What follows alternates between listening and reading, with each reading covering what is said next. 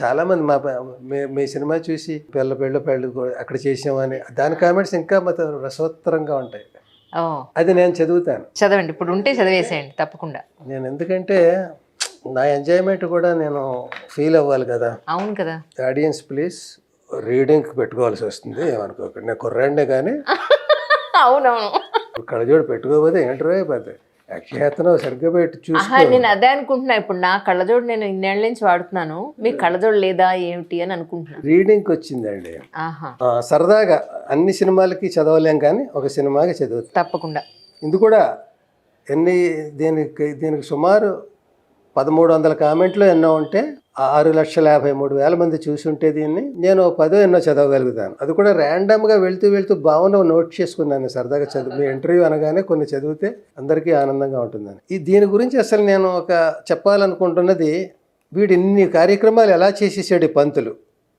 దాని గురించి వివాహానికి ప్రధాన సూత్రధారి, దాన్ని నిర్వహించే బ్రహ్మ, ప్రతి సందర్భానికి మంత్రమో శ్లోకమో చెప్పడం, దాన్ని విపులీకరించడం, వ్యాఖ్యానించడం, మొత్తం క్రియ అంతా జరిపించడం, బాధ్యత అంతా బ్రహ్మదే అయి ఉంటుంది.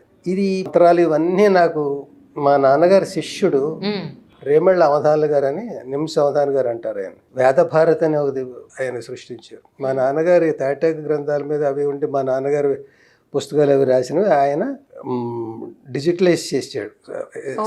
అప్పట్లో అది ప్రారంభంలో చేసింది మా నాన్నగారిది మొదటిది చేసాడో, మొదటి వరుసలో ఉన్నవి చేసాడో ఏదో చేసాడు. ఆయన నాకు మా నాన్నగారి శిష్యుడు, నేను ఆయనకి శిష్యుడిని అయ్యాను ఈ విషయంలో.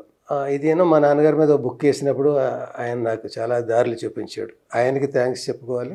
వెంకటరెడ్డి గారు అక్కడ చేయడానికి నాకు సకల సౌకర్యాలు, వాళ్ళు రూములు ఇచ్చి, అక్కడ డ్రైవర్ని ఇచ్చి, 2 మనుషుల్ని ఇచ్చి, ఏం కావాలో అన్నీ చూసి ఒక మేనేజర్ని ఇచ్చి, వెంకటరెడ్డి గారు థ్యాంక్ యూ.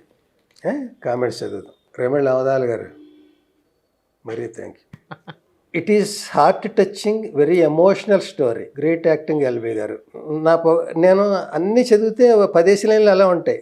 అందులో లైన్ తీసుకుని వాళ్ళు ఏమో అనుకోకూడదు. మరి ఇంకోటి, great film and explained very well about professional ethics, Sai Krishna. ఇంకొకటి చాలా చాలా బాగుంది, కళ్ళు చెమ్మగిల్లాయి, సింపుల్గా ఉంది, ఎంతో ఘనంగా ఉంది, రాజా. ఇంకోటి, award winning short film, one of the best, Chintadu Raviteja. మీ వీడియోలు మనసుకి హత్తుకుంటూ భారతీయ సంస్కృతిని ప్రతిబింబిస్తాయి, Kanakadurga. No award or reward is qualified for your service, Prasanna Kavitha. మీ షార్ట్ ఫిల్మ్స్ ఎప్పుడు వస్తాయా అని ఎదురు చూస్తూ ఉంటాను. ప్రతి సినిమా సమాజానికి ఒక సందేశం, చూసినవే చూస్తుంటా. ఇది బహుశా 4వసారి. శ్రీరామచంద్రమూర్తి. అందులో డైలాగ్ ఉంది, నిర్వహించే పెళ్లి మిగతా వాళ్ళందరూ గురువుగారు బిజీగా ఉన్నాను, ఉంగరాలు అవన్నీ మర్చిపోయి ఉంటారు. ఖాళీ లేదండి మిమ్మల్ని కలవడానికి కూడాను, ఏమనుకోకండి వెళ్ళిపోతూ ఉంటారు. ఈయన మాత్రం దిగాలుగా కూర్చుంటాడు, ఆయనకు బేరం లేదు. సిన్సియర్ పంతులు. వాళ్ళ ఆవిడ గుమ్మల్లో కూర్చుంటుంది, గడపకు లోపల ఆవిడ, అరుగు మీద ఈయన. చూసారా మీ శిష్యుడు అంటే వంటకు సిద్ధం చేయండి. ఆవిడ, బియ్యం అటు ఇటుగా ఉన్నాయి, ఆలస్యంగా తింటే ఈ రోజు అటు ఇటుగా గడిపేయచ్చని. ఒక్కసారి అలాగా అన్నట్టు చూస్తాడు. గుమ్మం దగ్గర భార్య లేదు అంటే ఆ మాట అనేసాక ఫేస్ టు ఫేస్ వాళ్ళు ఎదురుపడలేరు. వెళ్ళిపోయింది ఆవిడ, అనేసి వెళ్ళిపోయింది. ఈయన ఏం చేయాలో తెలియక మండపం దగ్గరికి వెళ్ళి కూర్చుంటాడు. ప్రకృతి కూడా ఎంత సహకరిస్తుంది అంటే సరిగ్గా అలా వర్షం పడుతుంది, అలాగా ఉంపర్లాగా అలా మొత్తం ఆ మండపంలో కూర్చుని ఉండగా చుట్టూ వర్షం. ఈ అమ్మాయి తడిసి తడవకుండా ఈ అమ్మాయి వస్తుంది. వచ్చి ఇలాగ ఇదంటే, నాకు ఇలాగా చాలా లోయర్ మిడిల్ క్లాస్ అమ్మాయిని, నాన్నగారు పోయారు, అమ్మ తమ్ముడు చెల్లి, నేనే ఒక చిన్న బట్టల కొట్లో పనిచేస్తున్నాను, చెల్లికి పెళ్లి చేయాలి, సంబంధం వచ్చింది. మీరు ఇలాంటి కార్యాలకి దగ్గరుండి పూనుకు చేయిస్తారని, ఖర్చు లేకుండా చేయిస్తారని, అనుభవజ్ఞులని, శ్రేయోభిలాష అని అందరికీను తెలిసి ఇంటికి వెళ్ళి అక్కడి నుంచి వెతుక్కుంటూ ఇలా వచ్చాను. లోపలికి వెళ్ళి మాట్లాడదామని తీసుకెళ్తే, లోపలికి వెళ్ళిన తర్వాత నడుస్తూ ఉండగా, అయ్యగారు పెళ్ళి చిన్నగా అయిపోవాలి, పెళ్ళి పసుపు తాడంతలో అయిపోవాలి, కానీ పద్ధతిగా అవ్వాలి, ఇంకోటి ఏదో అలా ఉండాలి, ఇలా అవ్వాలి అంటే నీకు కావలసిన మామిడి పండు తీయగా ఉండాలి, పెద్దగా ఉండాలి, చవకగా ఉండాలి అంటే ఒకళ్ళు అర్థం చేయాలి. దానికి మీరే సమర్థులు అనుకుని తెలుసుకుని వచ్చాను. అబ్బాయి తరఫునే నేనేనండి, ఎడాపెడా ఎవరు లేరు అబ్బాయికి, అయ్యో అని మొదలు పెడతాడు. ఇక్కడ ఇలాగే ఇది అని వంట ఎలా చేయొచ్చు, ఇది ఎలా చేయొచ్చు, అవును. ఇది పచ్చటి అరటి చెట్లు తోరణాలు ఇవి కట్టి అలంకరిస్తే అవును. వందల్లో అయిపోతుంది. ఇది అప్పటి దానికి ఒక్కరోజు పెళ్లి కోసం ₹1,00,00,000 విరజమ్మడం దేనికి సంకేతం? నిజమేనండి అంటుంది. ఇవన్నీ అయ్యి వంట ఎలా ఇవన్నీ చేసి మంత్రాలు తంత్రాలు ఇవన్నీ చేసి వెర్రెత్తిపోతాడు వాడు. అవును. ఇంత చెప్పారు, ఆ ఖర్చు చెప్పారు, ఈ ఖర్చు అన్నీ సింపుల్గా చేయొచ్చు అన్నారు. మీ పురోహిత కట్నం గురించి చెప్పలేదు ఏంటండి? పురోహిత కట్నానికి ఒక లెక్క ఉందమ్మా.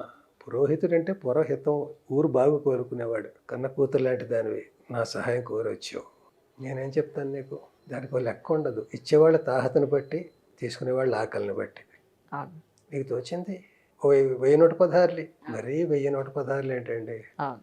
అంటే లేదు, సరిపోతుంది.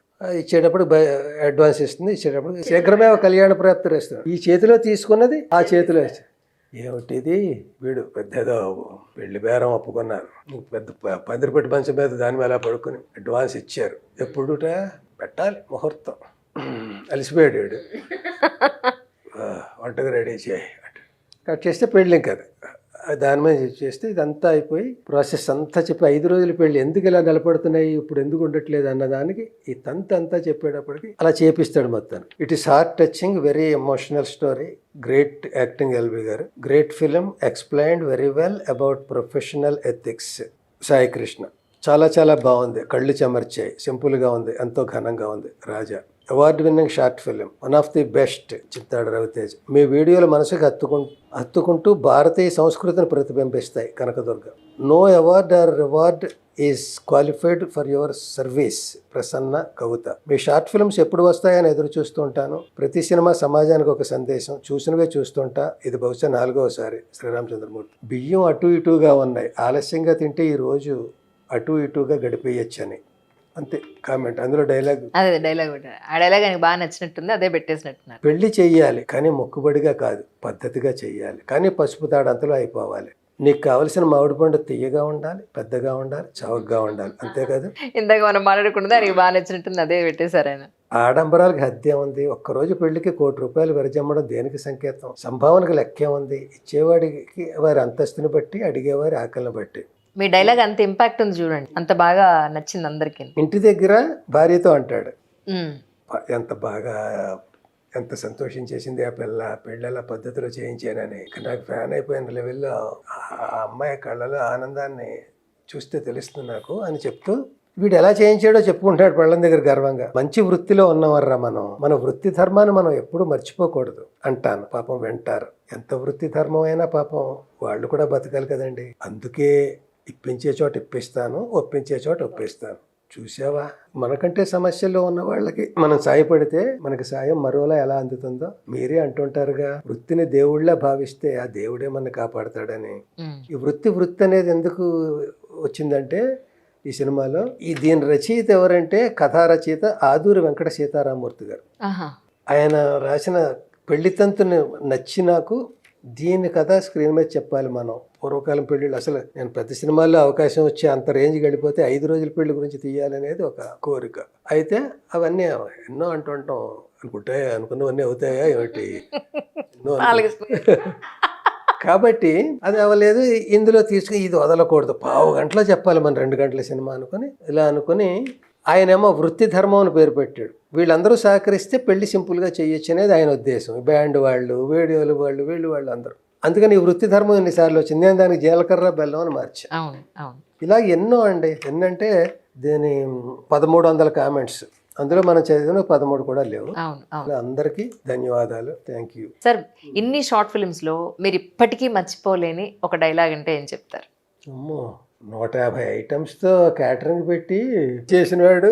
ఏమండి తిన్నారా, బాగుంది, ఏ ఐటమ్ బాగుందండి అంటే ఆడు 150 చెప్పాలి అక్కడ. లేకపోతే వీడు చెప్పిన 10, వాడు చెప్పి. సరే, ఇప్పటికీ పోనీ మీకు బాగా గుర్తుండిపోయినా అని అనుకుందాం, పోనీ బాగా గుర్తుండిపోయిన డైలాగ్ అనుకుందాం, పోనీ. అయ్యో రామా నారాయణ. ఏమని వర్ణించను చెప్పలేను. అంతేనా? సరే, మీలాంటి అమ్మాయికి ఇంటర్నేషనల్ ఫిల్మ్ ఫెస్టివల్లో బెస్ట్ హీరోయిన్గా అవార్డు వచ్చింది. మామూలు యాక్ట్రెస్ కాదు, చాలా ఫేమస్. అమ్మాయిని అవార్డు తీసుకోవడానికి ఫస్ట్ టైం అవార్డు వచ్చిందనమాట.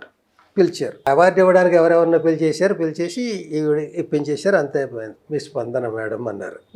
ఆవిడ మొదలెట్టింది,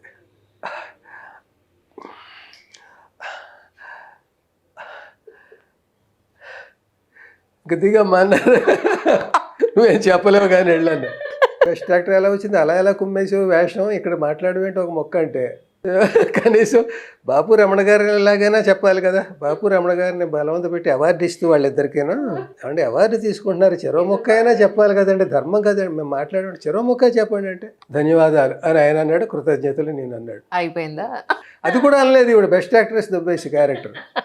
అది అందుకని బెస్ట్ చెప్పమంటే ఎలా చెప్తాం, చెప్పలేము. అదే కళ్ళపు నీళ్ళు చేస్తాయి.